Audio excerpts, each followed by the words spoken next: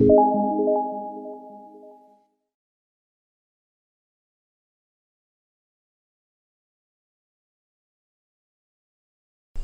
दोस्तों, आज फिर से आपके डीएलएड ऑनलाइन क्लासेस में आप सभी का स्वागत है।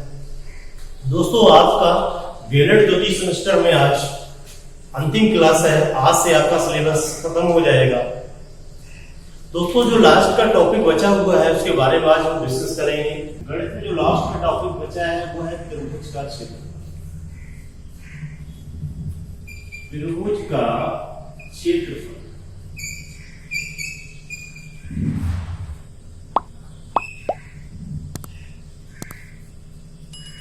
त्रिभुज का क्षेत्रफल, इसको हम कह सकते हैं एरिया ऑफ ट्रायंगल। दोस्तों, आज की लास्ट क्लास है। इस क्लास में आपका जो लास्ट में टॉपिक बचा हुआ है वो है त्रिभुज का क्षेत्रफल। तो दोस्तों, अभी तक हमने पिछले वीडियो में आपको बताया था कि त्रिभुज के क्षेत्रफल समकोण त्रिभुज हो या विषमबाहु त्रिभुज हो या समद्विबाहु त्रिभुज हो और समबाहु त्रिभुज, इनके क्षेत्रफल के बारे में बताया।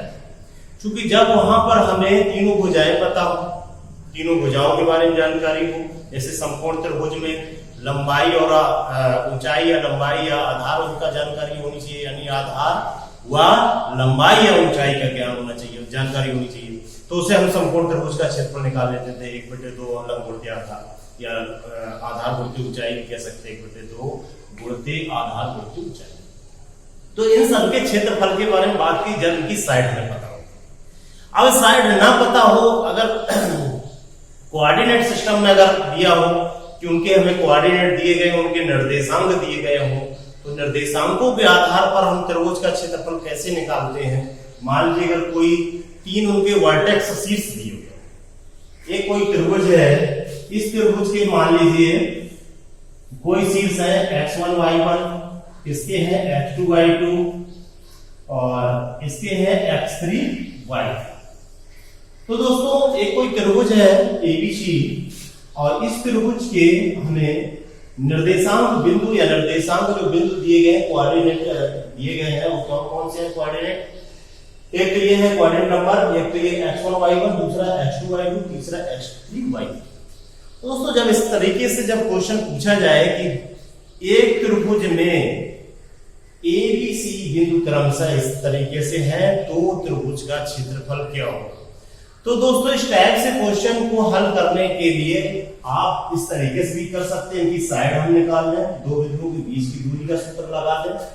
दो बिंदुओं के बीच की दूरी का सूत्र आप लोग जानते होंगे। दो बिंदुओं के बीच की दूरी का सूत्र क्या होता है, अंडर रूट। ये होता है, मान लीजिए x1 y1 व x2 y2 के बीच की दूरी, मान लीजिए इसकी बात कर रहे हैं, ये बीच की दूरी। इस तरीके से भी हम इनकी साइड निकाल के और उस तरीके से हल कर रहे हैं, तो उसके लिए हमें फिर इसका लंब निकालना पड़ेगा, यानी इसकी ऊंचाई निकालनी पड़ेगी। तो चाहे तो आप इस तरीके से कर सकते हैं। इसका फार्मूला होता है x2 - x1 या x1 - x2 कह दें plus whole square plus y2 - y1 का होल स्क्वायर। तो इससे तीनों साइड निकाल के फिर इसके बाद क्या करेंगे, उसकी हम ऊंचाई निकालेंगे। यहां से c से एक लंब डाल देंगे और इस तरीके से हम पूरे त्रिभुज के, एक त्रिभुज का निकल आएगा, उसमें 2 का मल्टीप्लाई कर देंगे तो पूरे त्रिभुज का क्षेत्रफल निकल आएगा। तो दोस्तों, ये तो निकालने का तरीका पिछले जो हमने वीडियो में बताया था उस तरीके से निकाल लीजिए। पर अगर ऐसा नहीं है, अगर हमें बिंदु दिए गए हैं और हम इस तरीके से इसमें अगर इस तरीके से करेंगे तो इसमें थोड़ी सी कठिनाई होगी। इन कठिनाई को दूर करने के लिए एक सिंपल सा तरीका है। उस सिंपल सा तरीके की बात करना है। कौन सा सिंपल सा तरीका है, तो वो है आपका, उसके बारे में बात करते हैं। इसका जो सिंपल सा तरीका होता है वो कौन सा है, त्रिभुज का क्षेत्रफल बराबर 1/2। क्या करेंगे दोस्तों, 3 बार लिख लेंगे xy प्लस xy 3 बार। फिर क्या करेंगे, माइनस लगा के yx 3 बार लिख लेंगे और क्या लिखेंगे 12 23 31 12 23 31। तो दोस्तों, इस तरीके से हम त्रिभुज का क्षेत्रफल का जो फार्मूला होता है वो ये होता है xy 3 बार लिख लेंगे 1/2, एक क्वेश्चन होगा एक्स वाई 3 बार लिख लेंगे, फिर संख्या पलट देंगे, वाई एक्स 3 बार लिख लेंगे माइनस लगा के 12, 23, 31। अगर चतुर्भुज का कहें चतुर्भुज का क्षेत्रफल क्या होगा, तो चतुर्भुज के क्षेत्रफल के लिए क्या होगा 12, 23, 34, 41। उसमें 4 बार लिखेंगे क्योंकि 4 साइड होती है, इसमें 3 साइड होती है इसलिए 3 बार। तो दोस्तों एक तो ये है, दूसरे तरीके से हम इसको ऐसे लिख सकते हैं x1 y1 1/2 determinant x1 y1 x2 y2 x2 y21 x3 y31। चाहे तो दोस्तों इस तरीके से इसको निकाल सकते हैं। तो इसी का जो एक फॉर्म है ये, अगर हम इसको हल कर लेंगे, इस डिटरमिनेंट को हल कर लेंगे, इस साइड को हल कर लेंगे तो हमें ये मिल जाएगा। क्योंकि हम देखेंगे इसके लिए क्या करते हैं, इसको लेके चलते हैं, इसका इसमें गुणा, इसका इसमें गुणा और x1 का पूरा गुणा कर देते हैं, तो ये हमें मिल जाएगा। तो चाहे तो आप इस तरीके से कर लें, चाहे तो आप इस तरीके से, जिस तरीके से आपको अच्छा लगे, जो भी मेथड आपको अच्छा लगे उस तरीके से आप कर। तो इससे संबंधित कोई एक एग्जाम्पल ले लेते हैं। मान लीजिए कोई बिंदु दिए गए हैं, ये बिंदु मान लें कि 0, 0 दिए गए हैं, या इसको ले लें 0, 0। मान लिया कि हमने जो x1 y1 का मान 0, 0 दिया गया है, और दूसरे बिंदु मान लें ये 3 का मान 0 दिए, और तीसरे बिंदु मान लें, तीसरे बिंदु क्या मान लें, तीसरे बिंदु कोई भी मान लें, मान लीजिए दिया है ये एक एग्जाम्पल है आपके इसमें बुक में, तो उसी से हमने क्वेश्चन लिया है, एक्सरसाइज में दिया है। तो x1 y1 का मान लिया है, x2 y2 का मान लिया है, x3 y3 का मान, 3 बिंदु दिए। इन 3 बिंदुओं से त्रिभुज का क्षेत्रफल दोस्तों निकालना है। कैसे निकालेंगे उसके बारे में बात करेंगे। तो चूंकि इस मेथड का उन्हीं स्टूडेंट को, उसी स्टूडेंट को पता चल पाएगा जिसने इसकी इंटर में जो मैथमेटिक्स में एक चैप्टर है आपका डिटरमिनेंट, उसमें इसका अध्ययन किया होगा। क्योंकि इसको बताने से आपके समझ से परे होगा, अगर आपने इसको पढ़ा नहीं होगा तो आपको कतई समझ नहीं आएगा। तो इसके लिए क्या करेंगे, हम सिंपल सा जो तरीका है इसका, उसको हम अप्लाई करेंगे। 1/2 x1 y2, x1 क्या है यहाँ पर दोस्तों, x1 0 है, y2 कितना है 0, तो ये क्या हो जाएगा 0। फिर दोस्तों x2 कितना है, x2 कितना है, x2 3 है, x2 कितना है 3, x2 कितना है 3। इसके बाद x2 3 है, और y3 कितना है -8 प्लस। इसके बाद x3 कितना है, x3 0 है तो पूरा 0 हो जाएगा। इसके बाद -y1 y1 कितना है 0 तो पूरा 0 हो जाएगा। फिर प्लस y2 कितना है 0 तो पूरा 0 हो जाएगा। फिर प्लस y3 कितना है -8, ये कितना है -8, ये कितना है -8। और इसको जो है मीडियम वाले कोष्ठ में कर लेते हैं।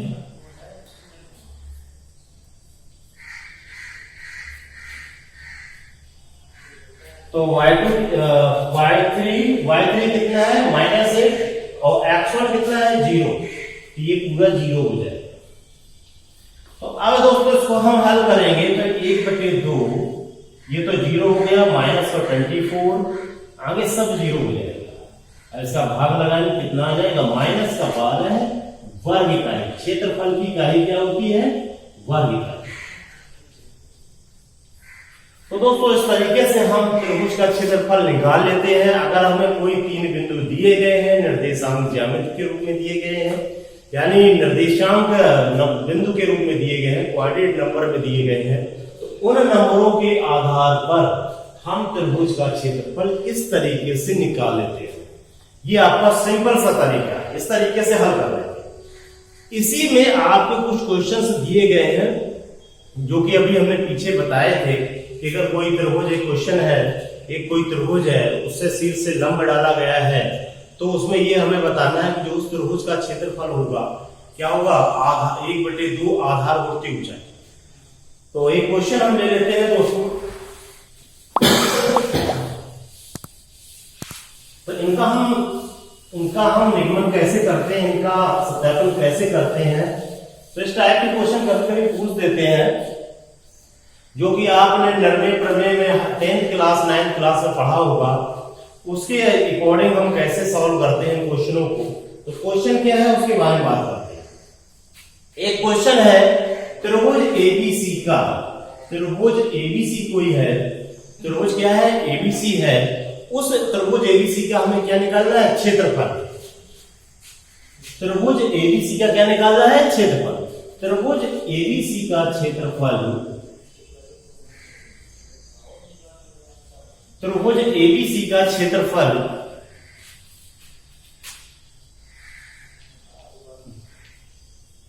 ये हमें बताना है, सिद्ध करना है कि त्रिभुज एबीसी का जो क्षेत्रफल होता है उसमें क्या होता है, उसकी किसी भुजा, उसकी त्रिभुज एबीसी का क्षेत्रफल उसकी किसी भुजा और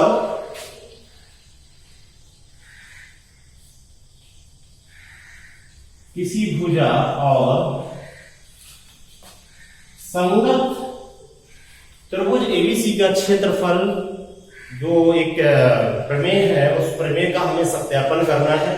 प्रमेय क्या है, त्रिभुज एबीसी का क्षेत्रफल उसकी किसी भुजा और संगत शीर्ष लंब के और संगत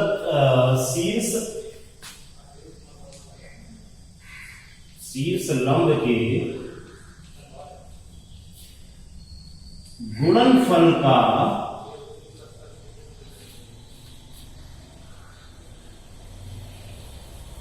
आधा होता है। तो दोस्तों ये प्रमेय है, इसको हमें इसका सत्यापन करना है। तो प्रमेय कोई अगर दी गई है तो उसका सत्यापन करने के लिए क्या करते हैं, उसकी जो प्रोसेस होती है सिस्टमैटिक ढंग से इसको करेंगे। उसके लिए सबसे पहले लिखेंगे ज्ञात। तो आपको क्या क्या दिया गया है, कोई त्रिभुज क्या है एबीसी, त्रिभुज क्या है एबीसी, त्रिभुज क्या है एबीसी है। और त्रिभुज एबीसी में जो कोई त्रिभुज एबीसी बना लीजिए, त्रिभुज क्या है ये एबीसी त्रिभुज है, ये एबीसी त्रिभुज है। ऐसे शीर्ष से लंब डाल दिया है, इसको हमने एल पॉइंट दे दिया, इसको क्या दे दिया एल पॉइंट दे दिया। तो हमें यह बताना है कि इस त्रिभुज एबीसी में जो इसकी संगत भुजा बीसी और इसका जो शीर्ष लंब क्या होगा एल। यहां पर जो आधार क्या है त्रिभुज एबीसी में जो ज्ञात है आधार क्या है बीसी और शीर्ष लंब क्या है, शीर्ष लंब क्या है यहां पर एल। तो हमें ये बताना है जो हमें ज्ञात है, हमें क्या क्या दिया गया, एक कोई त्रिभुज एबीसी है जिसमें बीसी आधार है और एल क्या है शीर्ष लंब। तो हमें सिद्ध क्या करना है, सिद्ध करना है, सिद्ध करना है, सिद्ध क्या करना है, त्रिभुज एबीसी का क्षेत्रफल, त्रिभुज एबीसी का क्षेत्रफल, त्रिभुज एबीसी का जो क्षेत्रफल है वो क्या है 1/2 गुणते आधार गुणते लंब। आधार क्या है इसका, आधार दोस्तों क्या है इसका, आधार क्या है बीसी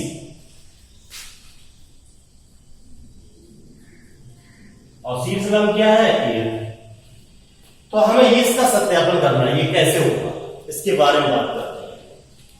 तो दोस्तों क्या करेंगे, इसकी रचना की, फिर इसके बाद हम किसकी बात करते हैं, अगला पॉइंट है आपका रचना। रचना में क्या लिखेंगे, सर्वप्रथम हमने त्रिभुज एबीसी का निर्माण किया या सर्वप्रथम हमने बीसी आधार खींचा। इसके बाद बी और सी बिंदु से दो रेखाएं आपस में ए बिंदु पर कट रही, ए बिंदु पे कटती हैं, इस तरीके से दो रेखाएं खींची। इसके बाद क्योंकि इसके सत्यापन के लिए क्या करना पड़ेगा दोस्तों, इसको हमें एक चतुर्भुज के फॉर्म में लेना पड़ेगा। इसको पॉइंट हमने दे दिया डी, इसको पॉइंट क्या दे दिया डी। फिर इसके बाद क्या लिखेंगे हम यहां लिखेंगे रचना में हमने सर्वप्रथम त्रिभुज एबीसी का निर्माण किया। इसके बाद बिंदु ए से बीसी पर लंब डाला एल और एबी के समांतर हमने सीधी रेखा खींची। फिर बीसी की समांतर हमने एडी रेखा खींची। ठीक है, ये दो रेखाएं जो आपकी समांतर रेखाएं हमने ली है, काल्पनिक रेखाएं सीडी और एडी। तो यहां पर देख रहे हैं हमें जो त्रिभुज चतुर्भुज प्राप्त हो रहा है ए बी सी डी। दूसरा त्रिभुज क्या प्राप्त हो रहा है, ए एल सी डी। दो चतुर्भुज प्राप्त हो रहे हैं। तो इन चतुर्भुजों का हम प्रयोग करेंगे। सबसे पहले हम बात करेंगे बीसीडी का, बीसीडी। तो दोस्तों बीसीडी एक का, इसके लिए सबसे पहले हम क्या कहेंगे, उत्पत्ति के लिए रचना तो आपने बता दिया कि हमने इतना कर लिया। क्या किया, त्रिभुज एबीसी बनाया, त्रिभुज एबीसी बनाया, वाह, एबी के समांतर सीडी रेखा की, सीडी रेखा, वाह, बीसी के समांतर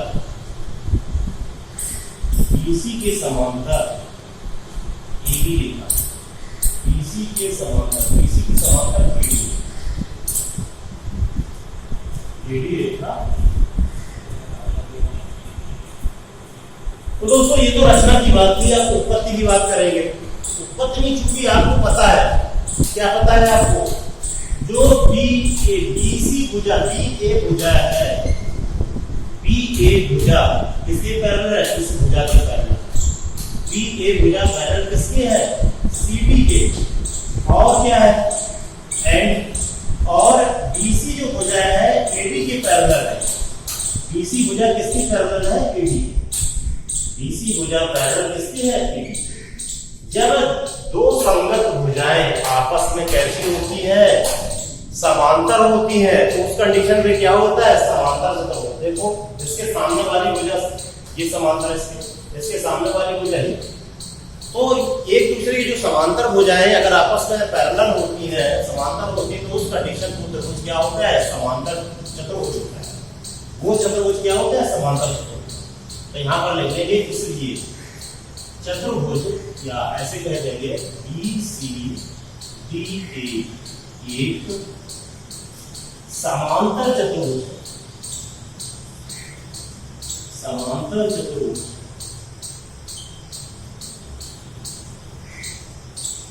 तो दोस्तों इस तरीके से हम बता देंगे कि बीसीडी के है एक समांतर, बीसी, ये बीसीडी, ये आपका क्या है, समांतर।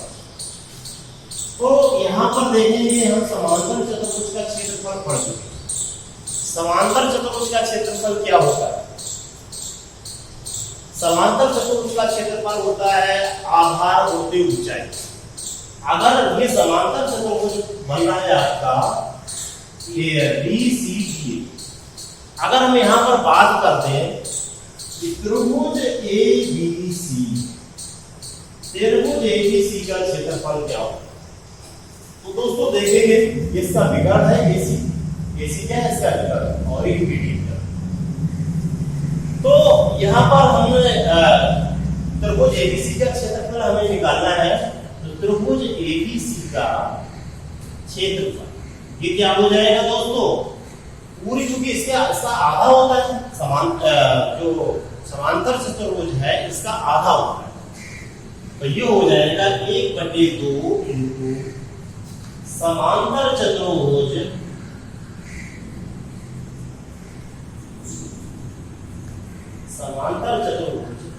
ए बी सी का क्षेत्रफल। तो ये दोस्तों हो जाएगा त्रिभुज एबीसी का जब क्षेत्रफल निकालेंगे तो ये होगा पूरे चतुर्भुज का आधा। तो चतुर्भुज कौन सा है, ए बी सी डी है या बी सी डी ए कहते हैं। तो इसका जब आधा निकालेंगे तो यहां पर देखेंगे ये आपका क्या है, लंब है। ये चतुर्भुज में क्या है, ये आपका लंब है, तो ये तो लंब हो जाएगा, ये आधार हो जाएगा। तो यहां पर इसको हम लिख देंगे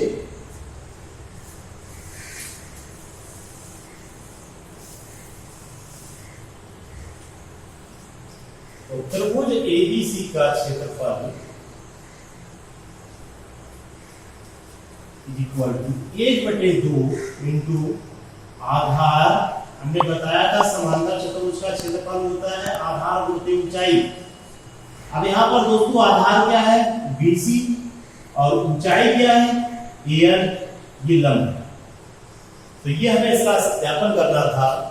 एक प्रमेय थी, उस प्रमेय के आधार पर हमें इसका सत्यापन करना था। उसके लिए हमें क्या किया, एक चतुर्भुज लिए एक त्रिभुज लिया। त्रिभुज से हमने दो भुजाएं समांतर भुजाएं खींची थी। CD किसके समांतर, AB के समांतर और BC के समांतर AB। और ये दोनों भुजाएं जिस बिंदु पे मिली उसको हमने दे दिया बिंदु D। तो यहाँ पर जो हमें एक चतुर्भुज का रूप प्राप्त हो गया BCDA, और BCDA के लिए यहाँ पर AC आपका क्या हो जाएगा, समांतर चतुर्भुज का क्या हो जाएगा, विकर्ण। इसके आधार पर हमने इसका सत्यापन करना। तो दोस्तों कभी कभी इस टाइप से जब क्वेश्चन आते हैं तो उन क्वेश्चनों को इस सीक्वेंस में हल करते हैं। सबसे पहले आप लिखेंगे क्या हमें क्या क्या दिया गया है। सबसे पहले हम देखेंगे हमें दिया क्या है, उसके बारे में बात करेंगे। तो हमने देखा यहाँ पर त्रिभुज ABC दिया गया और उस त्रिभुज ABC दिया गया जिसमें शीर्ष बिंदु A से लंब है। इसके बाद फिर क्या लिखना है आपको, सिद्ध करना या सत्यापन करना है। सत्यापन के लिए पूछा गया था कि त्रिभुज ABC का क्षेत्रफल या किसी त्रिभुज का क्षेत्रफल उसकी किसी भुजा और उसके संगत शीर्ष लंब के गुणनफल का, मतलब ये इसकी भुजा इसके संगत भुजा ये हो, संगत शीर्ष लंब, शीर्ष के इसके संगत शीर्ष क्या होगा, ये संगत भुजा ये, और इन दोनों भुजाओं का जो कट रही है उसका शीर्ष क्या है, ये इससे जो डाला गया लंब है, इस भुजा के और इस लंब के गुणनफल का आधा होता है। ये हमें इसका सत्यापन करना है। इस तरीके से हम इसका सत्यापन करते हैं। तो दोस्तों इस टाइप से क्वेश्चन बहुत पूछे जाते हैं, और अगर हम कोई दूसरा क्वेश्चन ले लें तो उस क्वेश्चन से वो कैसे किया जाए उसके बारे में बात करें। तो देखते हैं कोई दूसरा क्वेश्चन ले लें। मान लीजिए कोई एक समलंब की बात कर रहे हैं, कोई दूसरा क्वेश्चन इसी टाइप से ले लेते हैं, उसको कैसे हम करेंगे तो देखते हैं। तो दोस्तों एक दूसरा क्वेश्चन ले लेते हैं, क्वेश्चन अपने मन से ले रहे हैं। हालांकि आपके एक्सरसाइज में उसमें जो आपका इस टॉपिक है उस टॉपिक में जो आपके डीएलएड सेकंड सेमेस्टर द्वितीय सेमेस्टर में आपका लास्ट टॉपिक है, ये लास्ट टॉपिक में एग्जाम्पल दिया गया है, उसके बारे में बात करते हैं। एग्जाम्पल क्या है, समलंब का क्षेत्रफल। जो समलंब का क्षेत्रफल है, पहले तो ये बात कर रहे हैं समलंब का क्षेत्रफल होता क्या है। समलंब ये होता है 1/2 समांतर भुजाओं का योग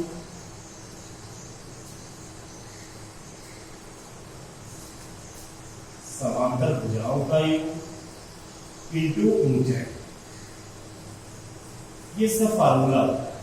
तो दोस्तों इसका हमें सत्यापन करना है। इसको इस तरीके से नहीं दिया होगा, ये थ्योरेटिकल रूप में दिया होगा।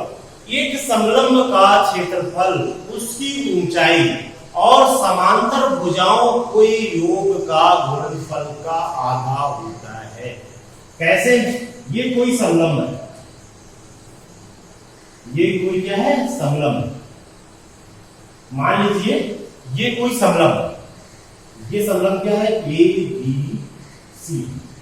ABCD क्या है, एक समलंब है। तो ABCD एक समलंब है। यहां से कोई अगर हम लंब डाल दें, चाहे आप इधर से डाल दें चाहे आप इस तरीके से डाल दें, ये लंब आपस में कैसे होते हैं, बराबर होते हैं। अगर इस लंब को हम H कह देते हैं या ऊंचाई को हम H कह देते हैं, इस ऊंचाई को क्या कहते हैं, अगर ये H होगी, अगर ये H है तो ये भी H है। हमने क्या किया, इसको थोड़ा सा बढ़ा दिया, यहां से एक लंब। तो ये दोनों लंब आपस में कैसे है, ये दोनों ऊंचाइयां कैसी होगी, आपस में बराबर।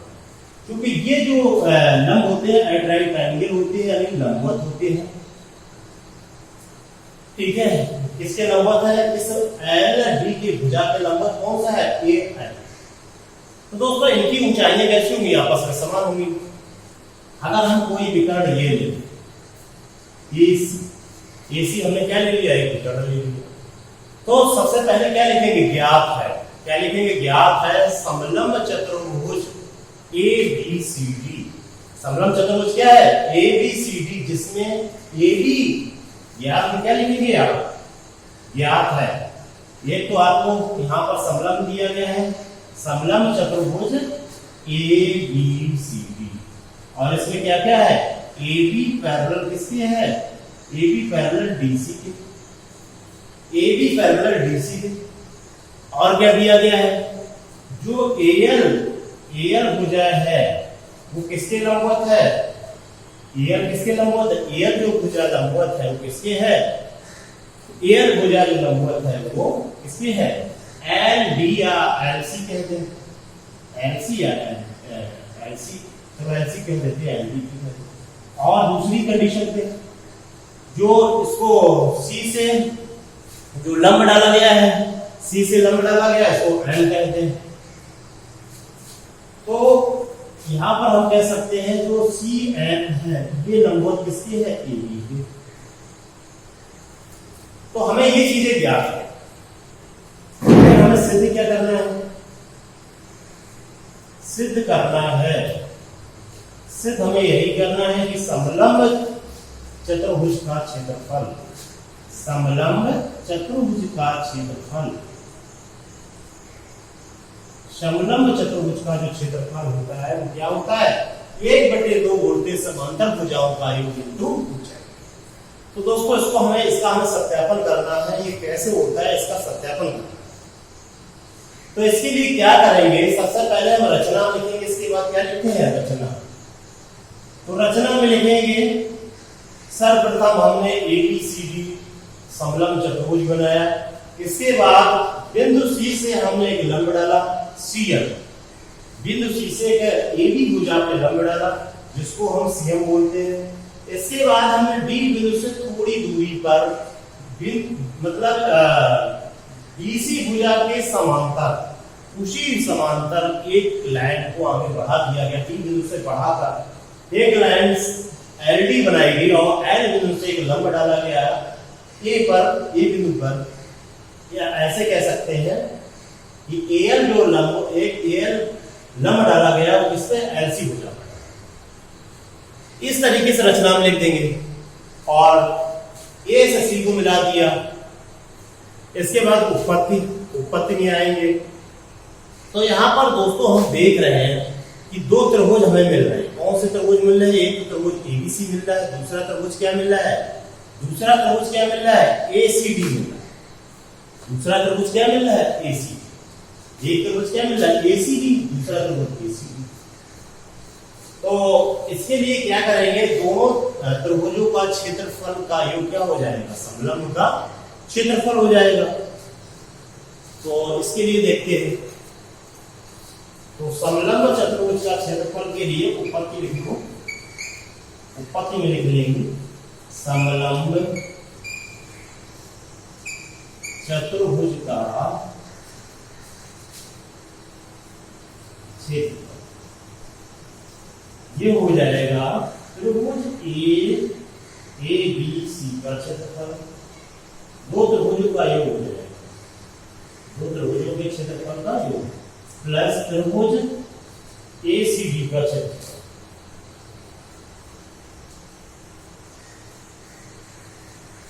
तो दोस्तों यहां पर देख रहे हैं त्रिभुज ABC के लिए आधार क्या है, आधार यहां पर क्या है, AB है, और इसकी ऊंचाई क्या है, ऊंचाई क्या है, H है। तो ये हो जाएगा 1/2 इंटू AB इंटू H, और प्लस इसी प्रकार ये इसके लिए देखो, इसके लिए आधार क्या हो जाएगा, इसके लिए आधार क्या हो जाएगा, CD, 1/2 इंटू CD, और इसकी ऊंचाई क्या हो जाएगी, H।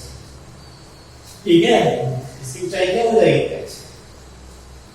तो यहाँ पर इसको जब हल करेंगे तो 1/2 इंटू H, जब इसे कॉमन कर लेंगे तो हमें क्या मिल जाएगा, AB प्लस C। और AB और CD कैसी हैं, दोनों भुजाएं आपस में समांतर है।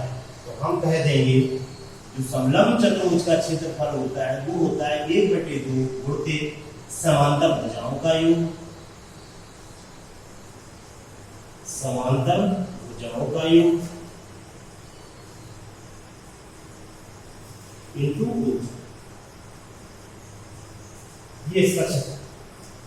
तो दोस्तों इस तरीके से हम इनके प्रमेय अगर इस तरीके से कोई सत्यापन आ जाए, इस तरीके से कोई थ्योरम आ जाए, उस थ्योरम को हम इस तरीके से सत्यापित कर लेते हैं। सत्यापित करने के लिए हमें उसको थ्योरेटिकल बेसिस जो उनका सीक्वेंस होता है इस तरीके से लिखना होता है। सबसे पहले लिखेंगे ज्ञात है, इसके बाद लिखेंगे सिद्ध सत्य क्या करना है, किसकी बात कर रहे हैं, क्या दिया गया क्वेश्चन में। हमने देखा सिद्ध करना था समलंब चतुर्भुज का जो क्षेत्रफल होता है उसका सत्यापन करना। इसके रचना हमने जो बनाया है, क्या क्या बनाया इसमें, हमने आकृति में क्या बढ़ाया क्या घटाया उसको देखेंगे। इसके उत्पत्ति के लिए हम इसका सत्यापन करेंगे। तो हमने सबसे पहले देखा इसमें दो हमें त्रिभुज प्राप्त हो रहे हैं एसीबी और एबीसी। अगर इन दोनों त्रिभुजों का क्षेत्रफल निकाल लें और उनका योग कर दें तो इस समलंब का क्षेत्रफल हमें पता चल जाएगा। तो दोस्तों हमने क्या किया, दोनों त्रिभुज का क्षेत्रफल का योग क्या होता है, समान समलंब चतुर्भुज का क्षेत्रफल के बराबर होता है। तो उस कंडीशन पर हमने देखा इस त्रिभुज के लिए इसका आधार क्या है, एबी, लंब क्या है, एच है, सीएम लंब है। तो 1/2 यही इसका, क्योंकि यहाँ संपूर्ण त्रिभुज बनना है, देख रहे हैं संपूर्ण त्रिभुज बनना है। तो संपूर्ण त्रिभुज का सूत्र क्या होता है, 1/2 गुणित आधार गुणित ऊंचाई। तो वही हमने इसमें अप्लाई कर दिया दोनों के लिए और यहाँ से हमने कॉमन कर लिया, 1/2 है जब कॉमन हो जाएगा AB प्लस CD बच जाएगा। दूसरे शब्दों में हम कह सकते हैं 1/2 AB और CD क्या है, समांतर हो जाएगा। तो 1/2 समांतर भुजाओं का योग। दोस्तों आज से आपकी डीएलएड द्वितीय सेमेस्टर की गणित की क्लास खत्म होती है, क्योंकि आपका सिलेबस क्लास से खत्म होता है। हमारे चैनल को आपने अभी तक सब्सक्राइब नहीं किया, आप हमारे चैनल को सब्सक्राइब कीजिए, लाइक कीजिए और शेयर कीजिए। Thank you so much.